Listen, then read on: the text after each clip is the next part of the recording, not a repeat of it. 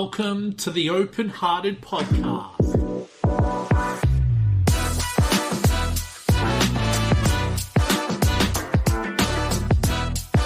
Nothing's even playing. It is. You'll need to give me a heads up once that comes in, man.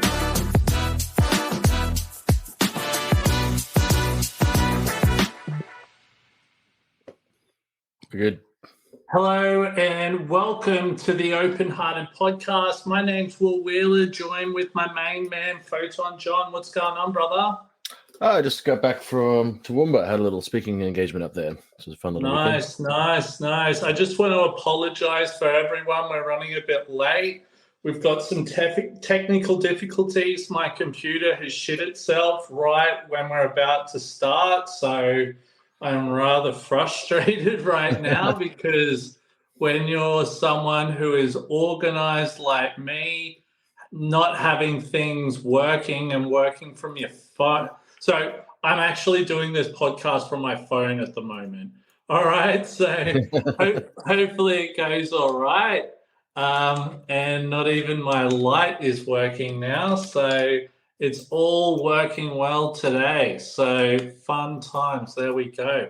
All right. So what we might do, let's get our guest up onto the podcast for today. Mm-hmm. Let me just get this happening. Add to stream, invite guest. No. What the hell's it doing? Here we go. Vanessa, how are you? Kia ora, I'm very good, thank you. Very happy to be here with you guys, but feel for your technical problems. They're just the worst when stuff like that happens. Oh, it is. Always at the worst possible time. Yeah, absolutely. I was seriously just about to cancel the whole thing because I was just like, this is just ridiculous. But we ended up getting there, okay? So that is the main thing. So I apologize if I sound a little bit, I don't know, all over the place because I am at the moment, but we are here. So before we do anything, I might just do a quick shout out to all of our listeners. So if you are listening through, please subscribe, like, and follow to all of our social media platforms. You can see us on TikTok, Facebook, Instagram, Twitter, Twitch, YouTube, LinkedIn, and if you want to as well, please go to our openheartedsociety.com website where you can check out all the good stuff we're doing. So also too, if anyone has any questions for us today, please let us know, all right, because we'd love to hear from you. Kev, hey Kev, can you control the comments or anything like that on your side of things, mate? I can see them. Hopefully I can pull them up. Yeah, if you can, that'd be good.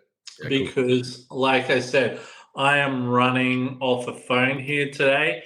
Now, I don't even have anything in front of me here at the moment.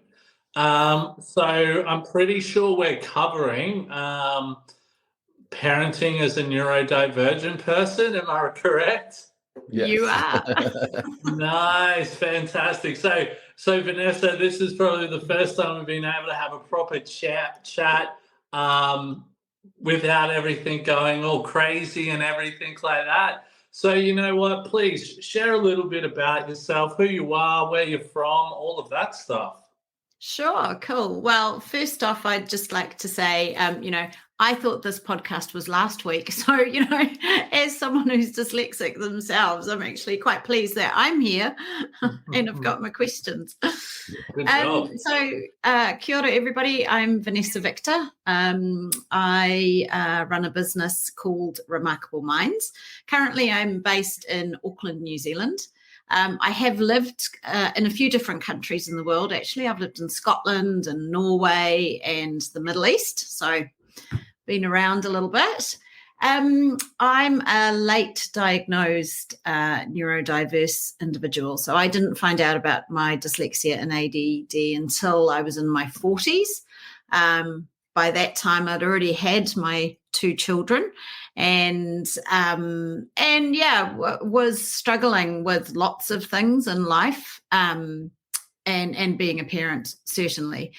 So that's a little bit about me. And then I thought I'd also let you know that I love Lego. So there you go. That's my other little great. Lego. What have you got? You've got the combi van there, is it? I have. Yeah, nice. I've got another one over here as well, but I won't show you that. If you have a look, if I can turn my camera here a bit, I can't. So up there, I've got like the McLaren Formula One car, and I've also got like some motorbike there as well. So I'm a bit of a Lego fan myself. McLaren's probably quite a big brand over in NZ, considering Bruce McLaren was a Kiwi as well. So not that I'm a Kiwi, but representing the brand, you know what I mean? Absolutely. Nice. So, you were talking a little bit about, you were diagnosed quite late, all of that type of stuff, and, with your dyslexia and all that. So, I think it'd be good for our listeners to really, tell us a bit about your experience, especially in regards to the work you do in regards to neurodiversity as well. Yeah, cool. Thanks for that. So I did actually prepare some answers because, with my ADD, I do tend to go off on a little track sometimes. So I've kind of got them there to try and... Which actually isn't a bad thing when you're on a podcast. Especially with us. Yeah. Yeah. Cool. So, obviously I've got quite a lot of lived experience of neurodiversity. And it was interesting because just thinking about getting ready for this podcast and talking about being a parent, I also was thinking, actually, my parents are both neurodiverse. So because as we know, it's hereditary, but, my mum has never been diagnosed with ADD, but she absolutely is. So that kind of experience, a lot of it is lived experience. So, I can see now patterns in my parents and the way they parent. And then obviously me being undiagnosed for so long and just not realizing what was going on. So I've kind of got all of that lived experience. And then when I returned to New Zealand, I was looking for a new career. I didn't want to head back into the HR corporate world. So I actually trained to become a licensed Davis dyslexia, attention mastery and autism facilitator. So I've done about 5 years of training in the Davis methods and started Remarkable Minds back in 2016. So, 6 years ago. And is it 6 years ago? Is it? That's 7. You're asking the wrong person. However long ago that is, right? Totally. And that's really evolved, I guess, because I just am so passionate about trying to help people that were as lost as I was. And I would say I was very lost and I was very stressed. And understanding my own neurodiversity, then plus learning all the training that I've had, I really just wanted to help people. That's kind of at the heart of what I do. But I have written our purpose, so I can tell you what our purpose is, if you like. Yes. Our Remarkable Minds purpose is to change the lives of neurodiverse people so that they feel confident, capable, and supported, enabling them to thrive in work and in life. And that's kind of been my journey over the last few years. So we could probably do another whole podcast about being a neurodiverse entrepreneur as well. There you go. Well, we actually did one with someone with that one, a few months ago now, and it really received some good feedback on it. But, I think a really cool thing with the topic we're going over today was, especially when Kev and I were getting the questions together, Kev's mum was actually there with us and sort of helped us with a lot of the questions, because, she's definitely has lived that lifestyle and I suppose the challenges that she has faced. Wouldn't you say, Kev? Yeah, I would say so. Especially as a very young parent who was neurodiverse and undiagnosed, she faced quite a few struggles growing up. Had to figure a lot of stuff out. Mm. Yeah. If I could just backtrack a little, you mentioned the Davis method. Could you just fill maybe some viewers in on what that is, including myself? Sure. just a brief outline. It's fine. Yeah. No worries. The Davis methods is it's quite a holistic but practical experiential learning programs. They were created by Ron Davis back in 1982. I think it was. So he was a man who was dyslexic and autistic himself. And he created a program, one to help him learn to read, and then one to help him be able to participate in life, really, because he knew that he wasn't the same as everybody else, and everybody else seemed to be able to understand life's lessons and structure, and he didn't. So he's created methods that are now taught worldwide.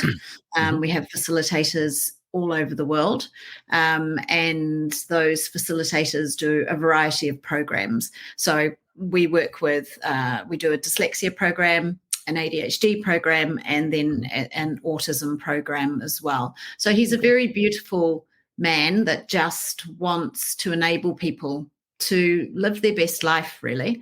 And does that sound enough? Yeah, that's good. No, all good. So, let's get stuck into this. So, sorry, I missed the first question, sorry. So, as a neurodivergent parent, what are some of the struggles you might face? What have you found have been some of the problems that you've come up against and all that type of stuff? Sure. So I was reflecting on this question and thinking, because, my boys are now 19 and 22. So they're kind of have got a little bit older. So I was reflecting on how our life used to be. And I would say, I think, as I said earlier, I was just so stressed all the time because I didn't seem to have the same skills that other parents did naturally. So I always talked about, it was like everybody else had the parenting manual, and I'd kind of got one where like pages were ripped out because I just never seemed to have the same skill set that others did. And obviously now I know why, but then I didn't. So, being on time, being organized, I remember one time I dressed my son up as an astronaut and drove into school, and then realized it wasn't dress up day. So I was like, lie down. And we kind of like drove out of the car park again. That's funny. Well, it's funny now, but at the time I was just like, oh, how can I be so useless? I'm such a bad mum. I'm so, I was so hard on myself because I used to get all of this simple stuff wrong. So it kind of left me, it caused a lot of stress and tension, really. And so that was definitely one side of it. The self-critical kind of. Sorry, go on. The self-critical sort of language. Yeah. Hugely. Because, being neurodiverse, it kind of makes you, sometimes you're not very good at those life skills, are you? And, they're the things that other people seem to do so easily. So there was definitely that side of it. And I think the other thing is that, before I realized my son was dyslexic, he just was struggling so much to read and write. And my dyslexia comes out more in my maths. So I could actually read okay, but what I realized is I've created my own way of reading. So I couldn't help him. So the teachers would say, you just need to read more. And I would just be like, if we read any more at home, seriously, reading wasn't joyful. It was tears. It was fights. It was frustration. Was this for you, like frustration for you or for your son? Both. Yeah. See, like the thing is, right, like I often see people post up stuff, right, and they're like, oh, I really just want my son to enjoy, or I really want my kids just to enjoy reading. And it's like, okay, well, you can teach people to read and all that, but if someone isn't going to enjoy reading, they're never going to. Do you know what I mean? Like I can read now pretty well, but I don't enjoy it. I never will. Do you know what I mean? Yep. It's just like if I say, hey, do you like watching the rugby, for example? Yep. Oh, you do? Okay. What's something you don't like following there? Okay, so UFC. My son watches UFC. Okay, I really great. Don't like watching UFC. Okay, great. Fantastic. There you go.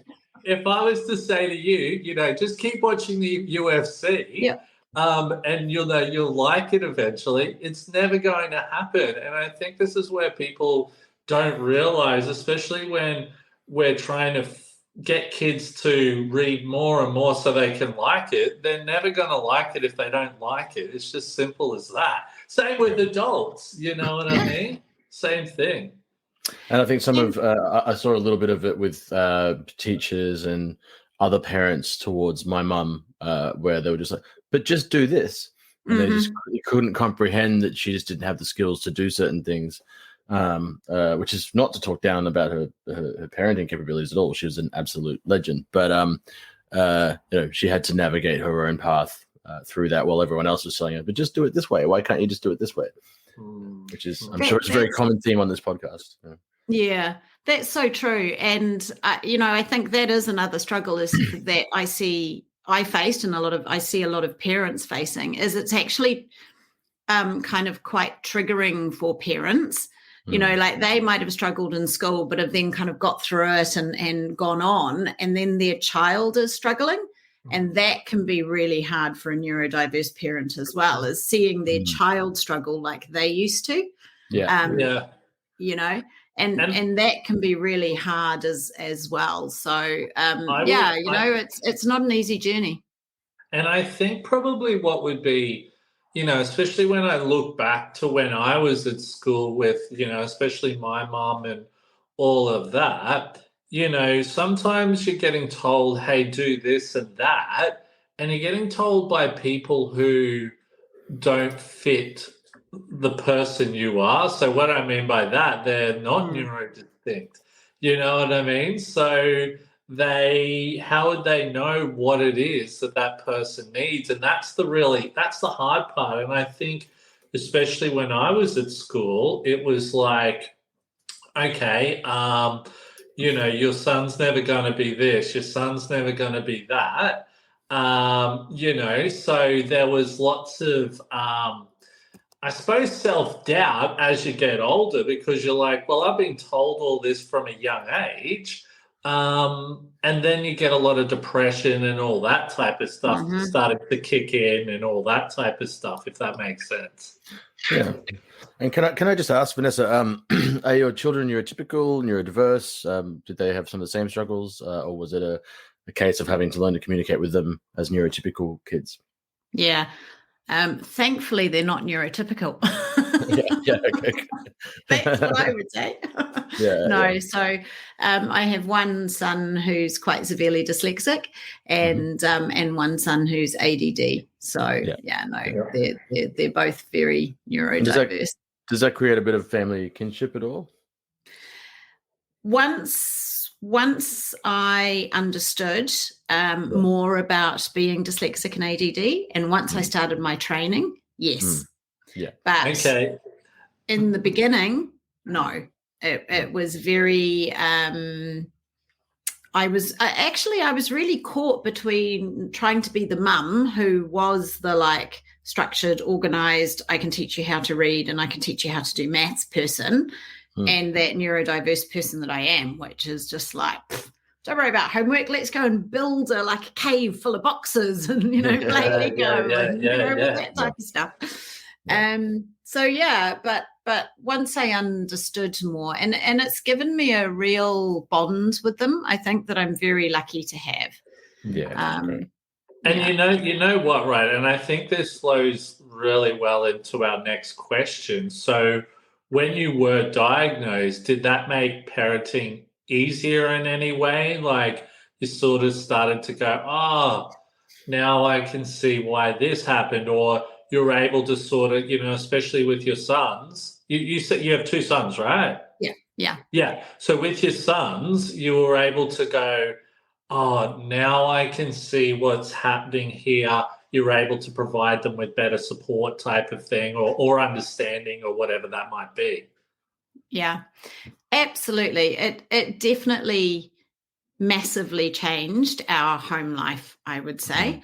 And I think I could relate to them on a level that their father couldn't. So their father is very neurotypical. So for him, he was just like, I just don't understand why, I don't know, they're not organized or they're not on time. Whereas I'm like, I completely get why they're not organized and on time, And I think the biggest thing is it took that stress out of the interactions, because I think as parents, especially, dyslexia has it's a superpower, and, kids are being told this on the one hand, but on the other hand, they are feeling incredibly overwhelmed, lost, and they know that they can't do what all the other kids can do. So it's not feeling like a superpower. Then you go home and you've got your mum going, it's really good you're dyslexic because, you're really creative. But behind that, you're really stressed because they're doing so badly. So the schools can tend to freak out a bit when they go, we've got a neurodiverse child. And I feel like that attitude can rub off on the children, where they're like, okay, you've got all of these difficulties and we're going to have to work really hard to make sure you can just be as good as everyone else. And the whole narrative that they frame it around for the kids is really unhelpful, I think. And so frustrating, and it really is. It's like, you've got learning difficulties. It's like, we're going to have to take you out and do something special for you, Well, do you know what, right? And this is something I remember, on Facebook not long ago, someone was, what were they saying? They posted up something about special education type of thing, right? Mm-hmm. And for me personally, what was it called? Special ed, I think it was called back in school. And it's like, you got to go to the special ed class or something like that. I hated, when, for one, it being called that. Yeah. And, especially when it's like, hey, Will, you've got to go to special ed now. It was like almost putting a sign on my back. And I remember someone posted something up about special education or something, and I said that exact words, and these people just these parents annihilated me online. And it's like, what would you know? How would you know how I felt when I went to those types of things? That was really hard going for that type of stuff, Yeah, I knew some of the the coolest, toughest kids in school who had to go into that class with me for maths in particular, and I'm just destroying the stereotype about autistic people being super intelligent, by the way. But I watched these kids who were super confident with ladies and with the teachers, and they were the popular kids in school, and I watched them get broken down and become really self-conscious and get picked on by their friends about it, and it was not a positive experience at all. And I understand that they were trying to help. But I don't think a single class for everyone who struggles with maths is definitely the way to go, because if you're not giving personalized learning, because that's a whole bunch of kids who might have a whole bunch of different reasons that they're not doing well. The problem I faced was you were struggling in school because it was taught in a way that didn't really work into how I did things. Yeah. And then you go into special education and it was pretty much taught in the exact same way, just with less people. So I was still failing it. So, you know, your confidence levels start going down even lower because you're failing special ed as well, if that makes sense. Absolutely. And I think being able to understand why my boys were, you know, not doing so well at this or that, or reading or time management or whatever, you know, they both got very different strengths and skills. They're both very different. But I think for me, you know, what made parenting easier is understanding what was actually going on for them and that awareness. And I always think, like I said at the beginning, it's all very well to say it as a parent, but I tell you what, kids don't pick up what you say. They pick up how you're feeling, you know, what you're doing. That's what they remember. They really don't remember what you say. So, you know, now we kind of joke about it. My son's looking for a car. And so I was kind of looking on an app that we've got here. So, of course, I was flicking through it, just looking at the pictures, going, oh, I like that one. I like that one. And the boy's dad said, oh, well, did you read the details? I was like, of course I didn't read the details. I just scan read it, you know, like I'm like, I like that one. So that's the difference, is that it's like, okay, I accept these are your strengths and these are my weaknesses. And I'm actually okay with that. And I always remember my, you know, honestly, my dyslexic son has taught me so much in this life. I'm so blessed to have him. I remember he was about to start high school and I was just starting my training. And I remember he was lying on the couch behind me and I was trying to talk to him. And like 14-year-old boys, I've learned that you're better to not look at them directly and sit down and talk to them. So I was kind of like typing on a computer. And I said to him, you know, have you kind of thought about how it's going to be at high school? And he was like, yeah. And I went, so maybe we could do some more, you know, work on your writing and you know, like, let's just, you know, just so you kind of feel okay. And he went, I feel okay. And I'm like, well, okay. And so I thought, I'm going to stop being like nice mum now. I'm going to like really tell him how it is. And I'm like, well, how are you going to feel, you know, when you're in this class of all these kids and, you know, and your writing really isn't that good. You know, it might be the worst writing in the class. You know, how's that going to feel? I will never forget it. He was lying there with his hands behind his head like this. And he went, the thing is, Mum, it's not going to bother me. It's only bothering you. Yeah, good response. Good response. And I just thought, there is dyslexic intelligence or neurodiverse intelligence. Do you know what I mean? Like the empathy and the ability to view it from that perspective and to say that just blew me away. And I actually said, do you know what? You're exactly right. I'm more embarrassed about it than you are. So as long as you're okay, all good. Yeah, but you know, it's good that he seems to have at that age had such a good sense of self and understanding that, you know, he was having difficulties, but it wasn't his fault or anything like that. So, but that's unfortunately not always super common. But that's great. Exactly. And I guess that's kind of was my point, is because, you know, we found out he was dyslexic when he was 8. So this is like 7 years on. So how did it change my relationship? Once I was diagnosed, I could understand, you know, being neurodiverse, and it meant I could really see him, not just his diagnosis or what he was struggling with. Does that kind of make sense? Yeah. I got more affected. You know, you were sort of saying before how people, they don't necessarily remember what you said, they remember what you did or whatever. For me, it was vibes. I remember clearly that certain teacher was very condescending and this certain teacher was very understanding. And so, yeah. Yeah, it's interesting like that. And like, especially from school, you can sort of pick up on a lot of, I don't know, I sort of look back to a lot of my experiences with certain teachers, and I just think I now feel sorry for some of those teachers who I suppose had a real chip on their shoulder. Do you know what I mean? To make a kid feel the way that they did in school type of thing. That was where, and I suppose it sort of taught me a huge lesson in regards to, people can take away, certain things that you say, which can live with them for the rest of their life. So, sometimes the things that we say to a young person, it can mean a lot, even if that kid's been a bastard or whatever you want to call them, it can affect these kids later on in life as well. Yeah.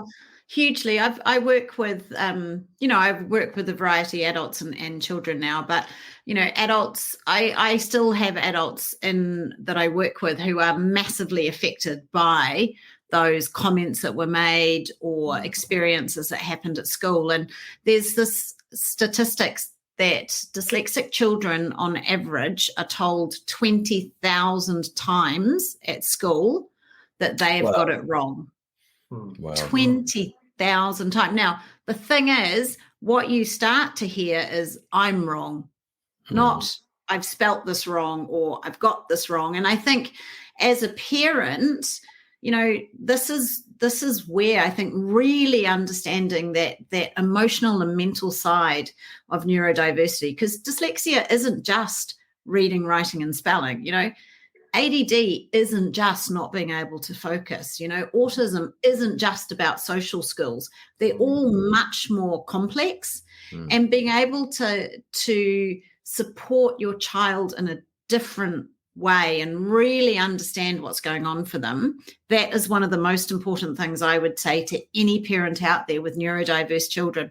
It's not about trying to get them to learn their times tables and learn to read. And it's actually really, you need to be okay with who they are, and then you can support them. Just like my son said, it was my problem that his writing was the worst in the class, because I was still getting sucked into that comparison that we get sucked into at school. As soon as I let go of that comparison, I was just like, as long as you're okay, I'm here to help. If you need help, ask me. As long as you're okay, then I'm good with that. Well, I think the big thing is, and you've really sort of brought something to light here, is that, I think some parents do get sucked in by what the outside world is sometimes saying. Hugely. Do you know what I mean? I think with my parents, and my parents are great people, there was never a problem with them, but through school, I think I look back at it now and I can definitely see how the school was heavily influencing them to, be harder on me, or, things like that, which didn't help. It actually made the situation a lot worse because I think in the end there, when you can continually keep failing, you're constantly getting yelled at as soon as you get your report card saying that you're not trying and all that type of stuff. As a young kid, you get to a point where you give up. You think, because don't get me wrong, there was times when I even tried and still failed. So it's like, well, if I'm trying and failing, what's the point in trying? You know what I mean? I think that's the school system almost entirely disregards the emotional development of children. It's all about the academic development, and there's zero consideration for what that child is feeling. Well, I think as well, I'm not sure if it's the same in NZ, but schools here in Australia, especially private schools, so I came from a private school, they're highly, ranked on how many people are getting high grades when they leave the school and all that type of stuff. Yeah. Do you know what I mean? Like, they don't put up, like, say, for example, I remember going past a school here in Sydney, and it said, I remember a sign being out the front of the school, congratulations to the 10 whatever students who got the OP1 or whatever it was, whatever they call it now, I forget what they call it, grade at the end of the year type of thing. Do you know what I mean? And it's sort of like, all right, well, some of those kids are obviously really smart. And I've seen some OP1 kids since I've left school. And you know what? They're no further ahead than a lot of the other kids. You know what I mean? Don't get me wrong, there are some. But some of them have just, you know, they haven't built businesses or, you know, built some really great things. And then some have gone completely the other way. You know, so this is the world we live in. Mm-hmm. Yeah. Yeah. And I think, you know, you bring up a really good point there is that, you know, you're getting that pressure and stress from school. And then if you're getting it at home as well, then no wonder that our mental health and our sense of self is affected, because that is where we first learn, are we capable? Can we do this? And you know, I think it's really interesting. You know, we work with a lot of corporates and they want these creative, out-of-the-box problem solvers. You know, they want people with intuition and empathy. Well, those are your neurodiverse kids. And, you know, no disrespect to if you did well at school or if you do well at school, that's great. But it's just our society values that more than you being a good person. And that's what I think as a neurodiverse parent and with neurodiverse kids, that's what you've really got to help instill is that, you know, I just used to talk to the boys and say, look, you know, school is something you have to get through. Unfortunately, the teachers don't know as much about, you know, being dyslexic as you or I do. They're trying their best, but, you know, just as long as you know that whether you're successful or school or not, it doesn't need to define you. So as long as you try, and I mean, it sounds a bit wanky, but as long as you try your best, then I really am happy with that. Yeah, you know, I think a big thing is with school, I think we really do need to look at, a big thing that I'm always big on is like helping, you know, especially young people who may not be doing that well in school, instead of naming them and shaming them or whatever like that, right, is let's have a look at some of those other strengths or skills that they're really good at. And really, let's try and help them find maybe a non-traditional career path. Then, because I think a big thing is like, you know, especially when I was at school, it was like, all right, you've got to get, if you don't get good marks, you're never going to get a good job. Do you know what I mean? And it's like, well, that's actually incorrect. You may not get the marks you need, but there are actually other routes to get to whatever that is that you want to achieve, you know. And I think this is where we really need to sit with young people or schools or whatever and say, hey, look, you're fantastic at being able to communicate. Have you thought about taking this direction to do this or whatever like that? You know, Kev, you were the same. Like you even said with like your jobs and all of that type of stuff that, you know, it took you a while to sort of get into what you're doing, and then you really found your passion. And, you know, imagine if you could have found that a lot earlier. Yeah, I mean, in school, there was all it was just so sporadic for me, my enjoyment of it, my grades, I one semester I would walk in and get an A+ in legal studies and English, but fail music, and or I'd be in social studies and I'd find that particular topic of that particular assignment really interesting, and I'd walk in and get an A+, you know. But it was just the teachers weren't they didn't even know to try it, because I'm probably giving teachers a bit of a bad rap here. Like they don't know a lot of the time, especially when I was a child, to what's happening and how to come to you on your level. But you know, we've come back to this theme so many times on this podcast. I think it's a really serious problem, and not just for neurodiverse kids. School is not about identifying their strengths and helping to nurture them. It's about ticking a bunch of boxes. Yeah, agreed. Honestly, we could talk for hours about the education system and you know, things you know what the funniest thing is, what I've learned about the education system, right? It's not a New Zealand thing. It's not an Australian thing. It's not an American thing. It's worldwide. Do you know what I mean? And this is where it's like, and it wasn't until I suppose social media came out and I was able to connect with a lot of other people similar to myself. And I was able to go, oh, you know, because like I said, I've said this prior on a lot of the other podcasts, is that when I was younger, I felt like I was the only person who was, you know, dyslexic, and I didn't even know I was ADHD at that point. Well, you know what I mean? And it's really funny because now I'm even getting people reaching out to me who are seeing the podcast and all the other work we're doing, who I went to school with, who are now going, oh, hey, Will, I'm ADHD, my son's this, and it's like, holy crap. Yeah. You know what I mean? It's weird. It's the that feeling of being alone. Well, like I had that framework because I just didn't understand that this was a thing that some people had. I thought, what's wrong with me? Especially with the autism side of things, because I had the ADHD, but then also the autism. So even if I could get myself into a social situation, which happened occasionally, I couldn't navigate it very well.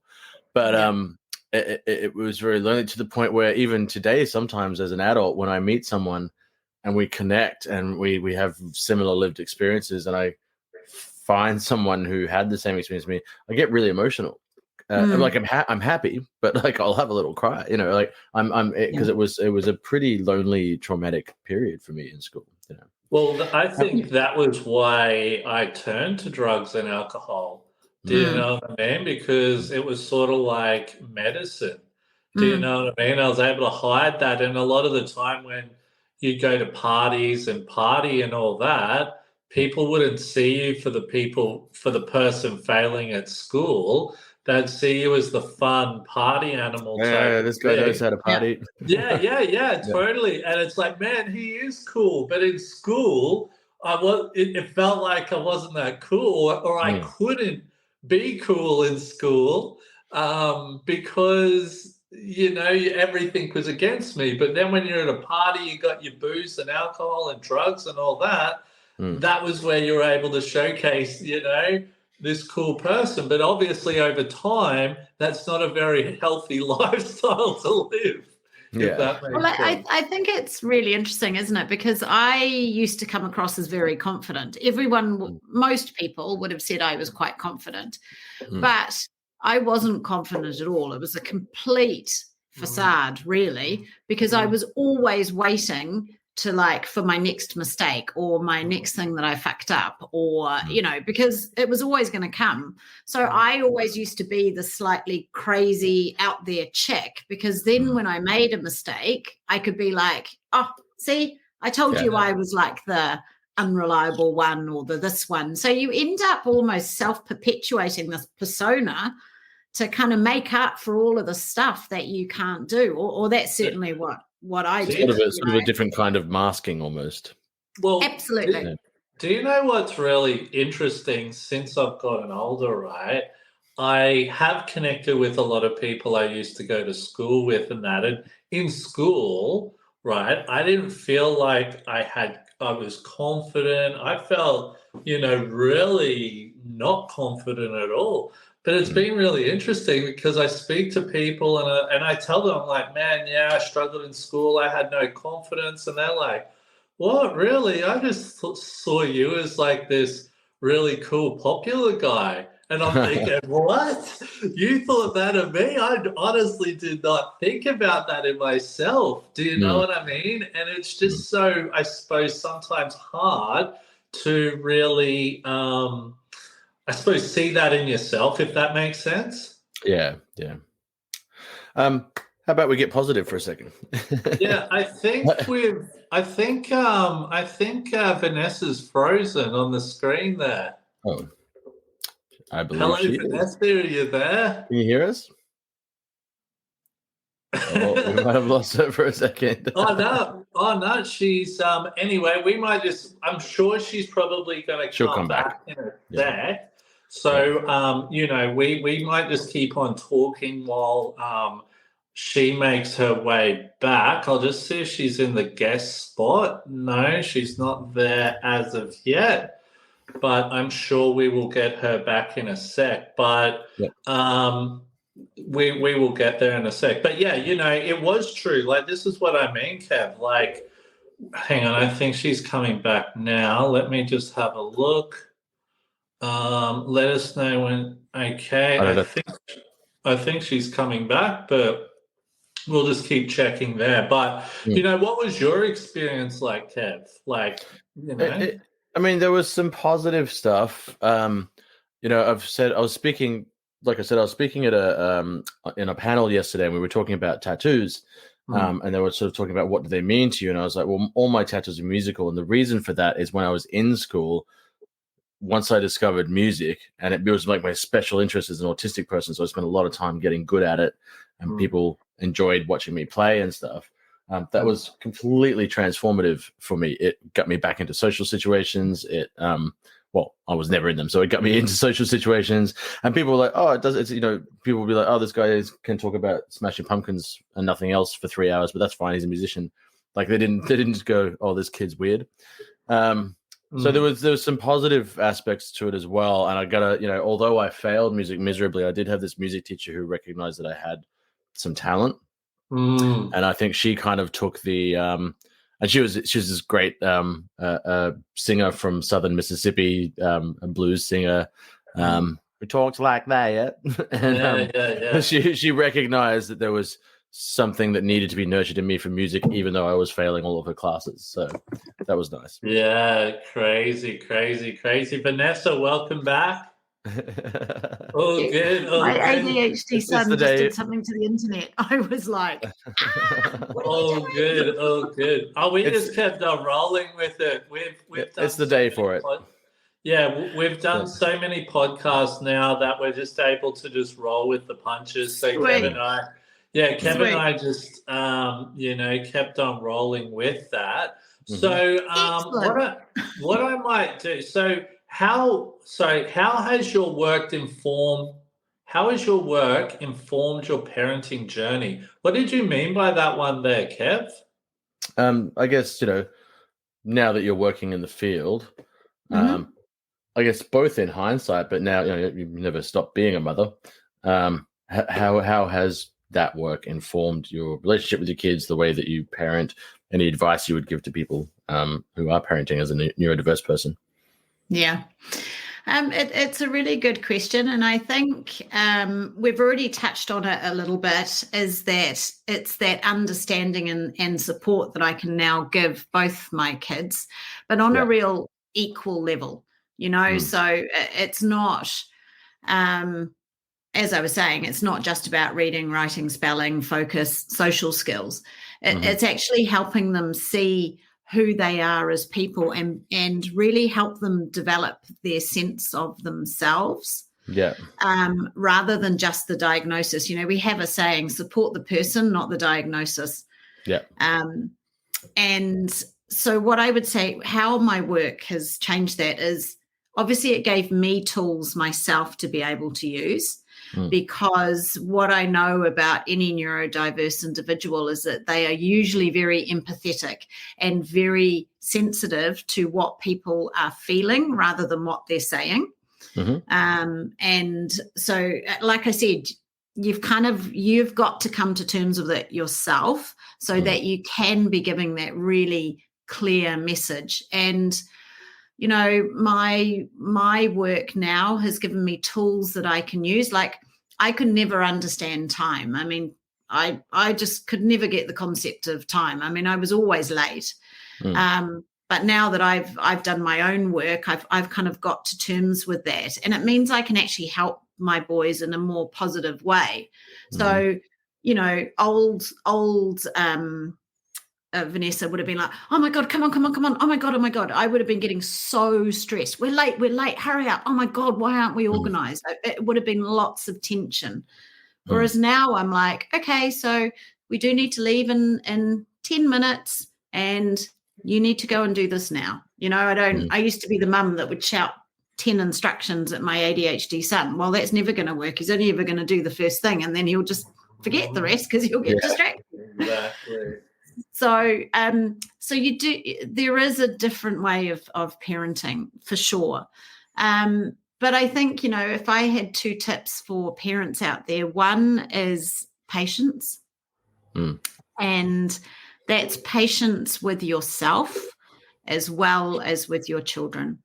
So, you're just patience. And it sounds so simple, but it isn't. It's hard to be patient as a parent when your child isn't doing what everybody else is doing, when when you're late, when they're disorganized. It's kind of hard to keep remembering that they're not doing it on purpose. They do process the world in a completely different way. And if something isn't working the first time you try it, then maybe try a different way, So you do have to be adaptable and you have to be patient. And I would say my work has kind of given me those skills and those tools, and just to understand how their visual mind works is probably 2 of the things. And I've realized I've said 2, so I wonder what the other one I was going to say. It's all good. It's all good. Do you find though, we were talking earlier about a potential sort of kinship in the family with multiple neurodiverse members. Is there a shorthand there? Is there like a really good line of communication? Maybe, all being neurodiverse, maybe it's not the best communication in the world, but there is that understanding. Yeah, for sure. Yeah. Absolutely. There is definitely. Do they see it clearly in you? Yeah, definitely. And I now openly own it. Yeah. So, I guess that's kind of where you need to be a bit vulnerable as a parent. I think sometimes as parents we get sucked into this, we've got to be perfect and we've got to know all the answers. Whereas I'm very open with my boys now, and we'll talk about the challenges. So like I said, when my son was looking for a car, I'm like, I'm not going to go into the detail, let's just find a nice picture and someone else will go and get a AA check or whatever done, because that's not my skill set. With my ADHD son, we joke about leaving things to the last minute, and I think it's good. It's good to have a little bit of humor, but you can only have the humor if you really are accepting of them and of yourself. You can't have the humor without the respect. Yeah. I had to explain that to a few friends. I don't mind having a laugh at myself. I'm very forgetful and very clumsy. My executive function has a double whammy of autism and ADHD. Yeah. And I find it funny sometimes, but if they're also not attempting to be understanding in other ways, then they're just having a laugh at my autism, so there's a bit of a balance there. Yeah, definitely. Cool. So, we're getting close to the end here, so we'll get to the last couple of questions here. Now, what advice, what would your advice be for neurodiverse parents? Now we can remember point 3 if we can. Exactly. I've managed to find my notes now. So there's a few things. The first thing is really expand your awareness of neurodiversity. Dyslexia isn't just about reading, writing, and spelling. I've said this a couple of times. ADD, ADHD isn't just about focus. Autism isn't just about social skills. It's understanding that the impact that neurodiversity has on the whole person. Don't just look at the learning or that one skill, So I really would encourage parents to talk to other parents. Like you said, Will, when you found others who were going through the same as you, it's really great. And I think so often as parents, we get so ashamed is probably the right word, when our child isn't doing what everyone else can do, that it tends to get a bit lonely. So find out as much as you can about neurodiversity and just broaden your understanding of it. My second piece of advice would be relax, relax, relax, and then relax. School may not be the place where your child is going to shine, but they will find their way if you can support them in the right way, they will find their way. And just relax. It's so hard not to get caught up on the, I remember on the competition and comparison. And, I remember hearing somewhere that comparison is a thief of joy. And that's true internally. But when you are then comparing your child to someone else, it really sucks the joy out of being a parent. And I would just say, don't go down that road. I used to stand in the playground and used to have these awful spelling books for our kids. And there was growing green and tickled pink. And my son had green, green, green, green, one pink, green, green, green, one pink, week after week after week. And all the other mums were like, their books were full of pink. And it's like, now I look back and think, if I'd known he was dyslexic and understood what that meant, then it wouldn't have bothered me. So the awareness is key, and try to relax about their school journey, find them the right support, and they will be okay. But they're going to be okay if you can support them at home as well. And I don't mean teach them to read and write. I mean connect with them and with what's really going on, and talk to them about the other skills that they've got. That was huge. It just took the pressure off. That's what you need to do. You need to take the pressure off home. Yeah, no, that's a really good point. I think sometimes you're getting so much pressure at school where your home is where you're supposed to relax. And if you're getting that at home as well, it can actually play a big role on your mental health, especially for a young person, things like that. That's why I'm really not keen on giving kids homework. You know what I mean? I'm very big on, once they've done school for the day, let them go home and be kids. Yeah. I mean, there's nothing wrong with giving them something to go home and think about. If we just say, go and think about that, but don't give them homework. You know what I mean? Yeah. Because they will go away and think about it. About but I think as a parent, you get sucked into this, oh my God, I've got to do homework. So your relationship with your child becomes about trying to get them to do homework that they don't want to do and maybe can't do. Whereas it would be so much better to give them something to think about, and you sit down and have a quarter of an hour conversation about it, or like that would be so much more valuable. And I think so many parents, if your child has been diagnosed, then maybe just start having a look at some of your own behaviors or your school journey, because, it is hereditary. Apple doesn't fall far from the tree.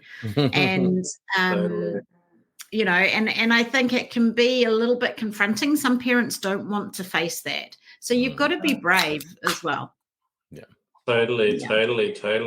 Awesome. Well, Kev, can you think of anything else you want to ask before we wrap everything up, my man? I just think maybe if we could just sort of figure out how people can connect with your work, and sure, who might want to connect with your work and how they could benefit.